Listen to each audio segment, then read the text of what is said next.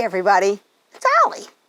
Welcome to an episode of Coffee with Allie. In case you're wondering why I have a metal mug, it's because I have a puppy with me here today.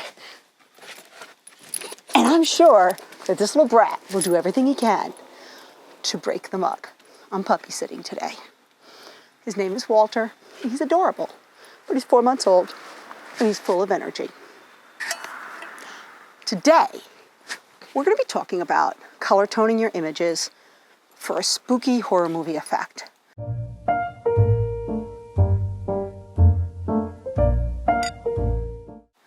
It's almost Halloween. You've probably done some shoots. They look good. You got a nice contrasty feel, but neutral, natural colors aren't really that scary, are they?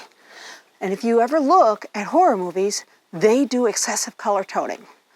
And so I'm going to give you a demo where I'm going to color tone an image using one technique. There's a ton of techniques for color toning, and you can use plugins. But I'm going to just show you how I do it manually. When you're color toning, one thing I like to do is go onto Google and maybe find a color grouping that will work for me.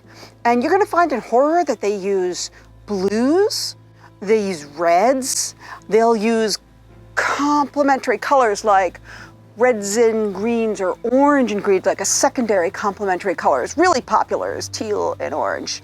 They desaturate colors, they oversaturate colors. You could do all kinds of things with color, and it introduces tension. So I hope you enjoy this tutorial where I'm going to just show you how I color toned an image using kind of a teal orangey type of coloring and how I determined what colors to use. Okay, so color toning. I would like to color tone this image, which has the right mood and feel for a kind of creepy image. I want to color tone it to look kind of more like it's coming out of a horror movie. So what I do is I'm going to drag over, this is my browser, and as you can see, I've got horror movie color toning into Google Images. And the reason I do that is I kind of just want to see how they get toned, and I kind of see this green, I see this, and I see the picture that I'm looking at, and I'm like, that's going to work really well for my image.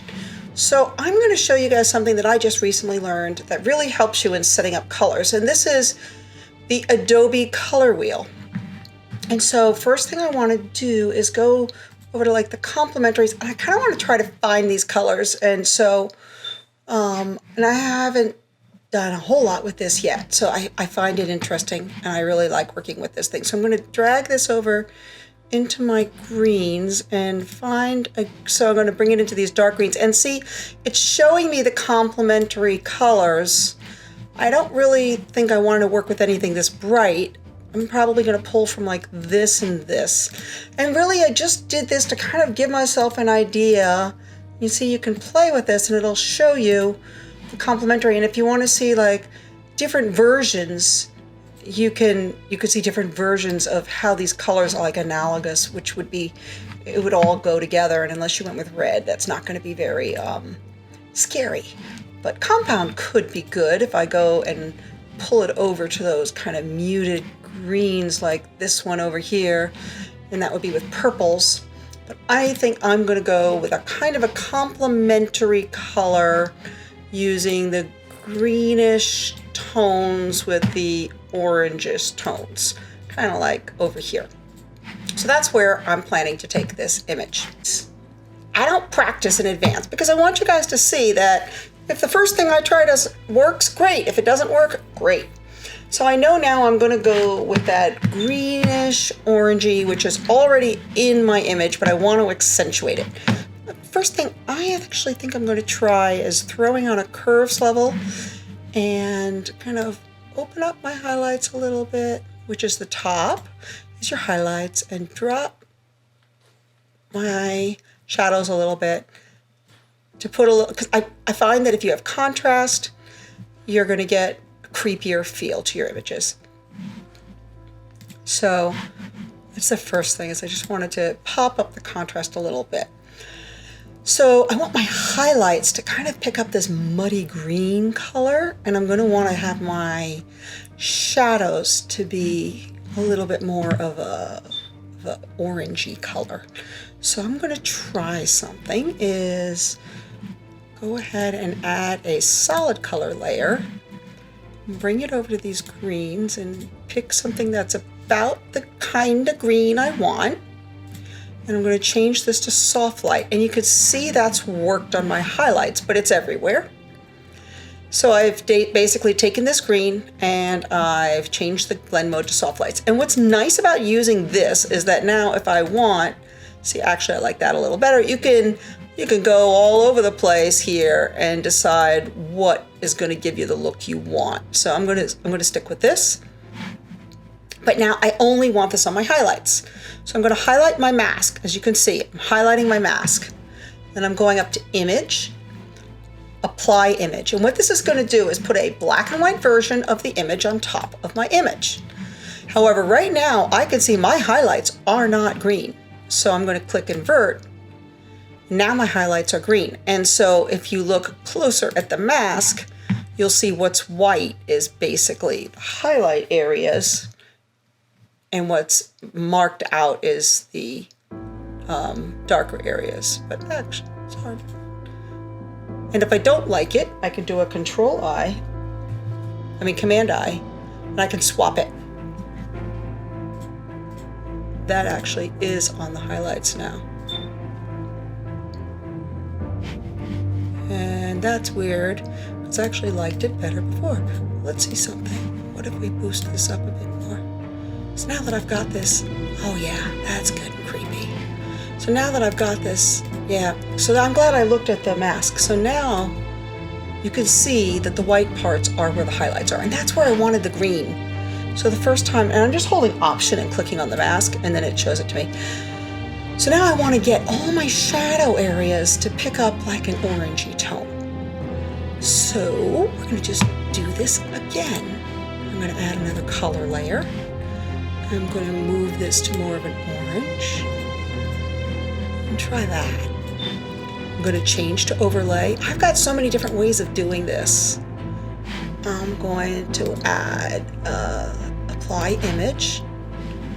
And that should be doing it, but it's not.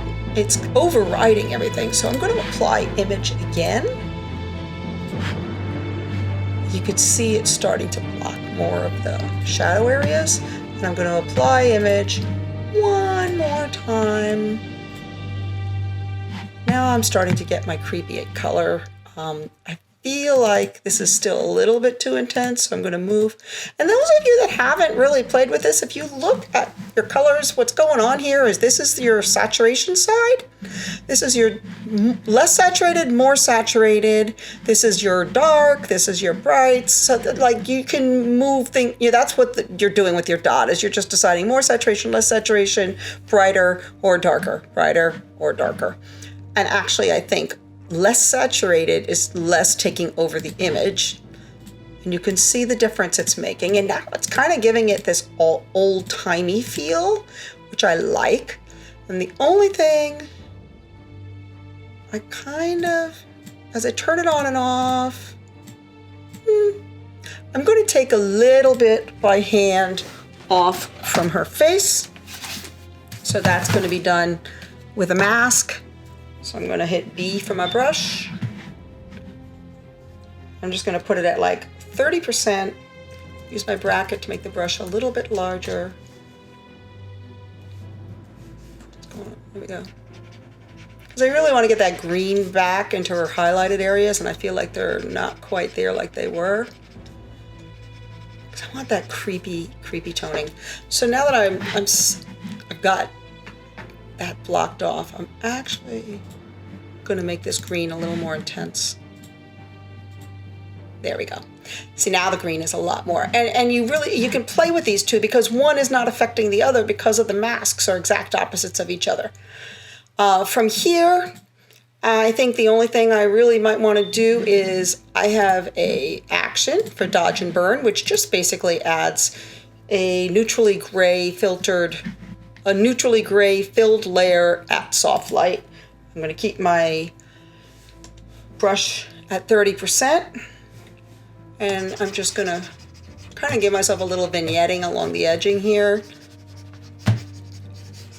just to give it a little bit more of a focus on my model and the creepiness. And that's it. So this could have been done with blues, this could have been done with all red, it could have been done all kinds of ways. But in a few short steps, I was able to go from this, which was looking creepy but nice, to a much creepier, older, almost ghostly feel. So I hope that was useful, and I hope you can see the simplicity in using simple masks with solid colors and the soft light and an apply image to the mask. And it took me a long time to understand what apply image was doing, but a mask, remember, is simply that black will hide the adjustment layer and white lets the adjustment layer show through. Apply image puts a black and white of your exact image onto the mask. There is nothing more precise if you want to get a mask that's going to hit just your highlights or just your shadows, because that's exactly what that mask is doing, and it's getting those gradients in the middle. So if you enjoyed this, please give me a like, subscribe, and don't forget, hit the bell, and I'll see you next Friday at 3 o'clock. Have a great day. Find my face. Why can't you find my face? I put on face detection.